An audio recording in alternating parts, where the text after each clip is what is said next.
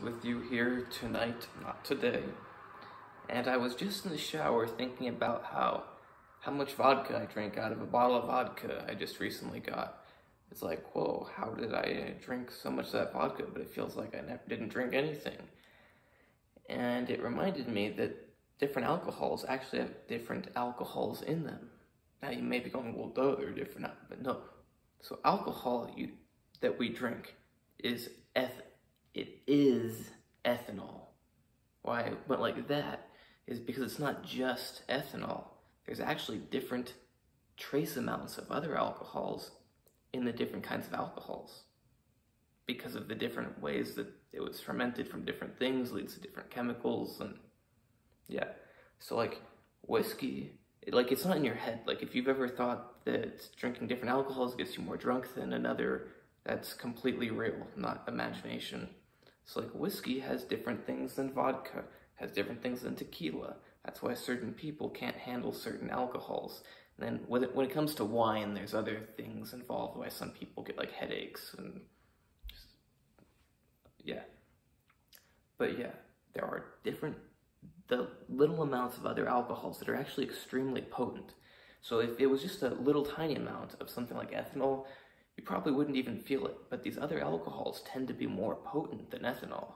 They have longer chains. What I mean by that is ethanol is 2 carbons. You've got a carbon, and then an oxygen and a hydrogen. That oxygen and the hydrogen is what makes it an alcohol. And ethanol, because it's bound to 2 carbons. But the longer ones that have that alcohol, but on more carbons, boom, boom, boom, they tend to be more potent than ethanol. And actually, when I was younger, I knew about this, and I found out about an alcohol that was way, way more potent than ethanol. And it doesn't get converted into an aldehyde like ethanol. Ethanol's your normal alcohol. And because ethanol gets converted into an aldehyde, it's extra unhealthy for you, and it also gives you more of a hangover. So I was like, whoa, this stuff seems amazing. It doesn't get converted into an aldehyde, it's super potent. It also lasted extra long, like 12 to 25 hours. I don't remember exactly. Horrible stuff. Never touch 2-methyl-2-butanol. Because while it may be good pharmacologically, it is not good in practice because it does not mix with anything. So and it floats.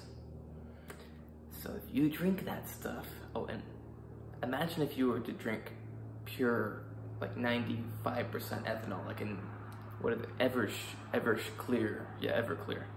You know that, it really burns and it's hard to drink. So now, imagine having stuff like that. You drink it, it goes into your stomach, but it doesn't mix with whatever's in there. It stays together, not mixing, and it floats to the top and burns the top of your stomach.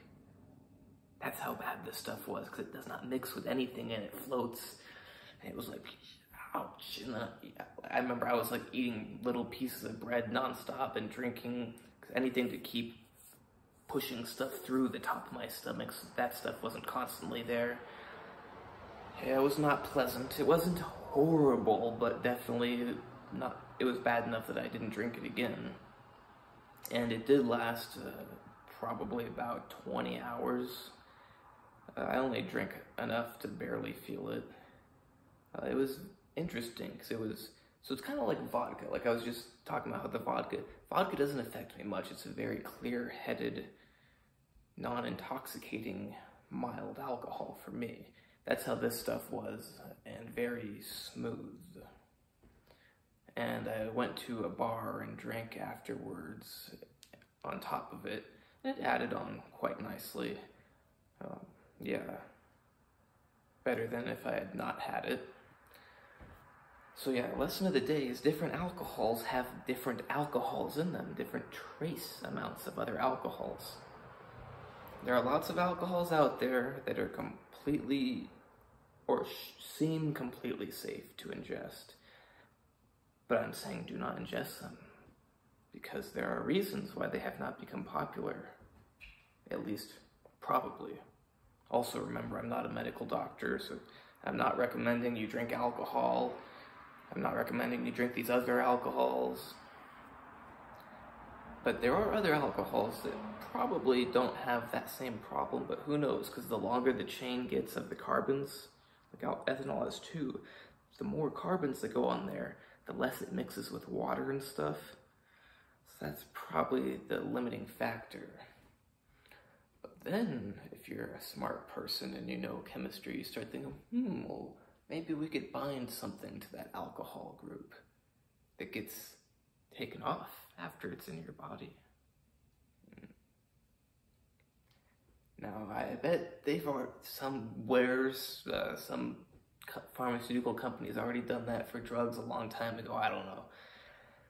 But that would be interesting, because it could be cleaved at a rate that it could allow it to get cleaved and absorbed, so you don't get a lot of it all building up and burning whatever's inside.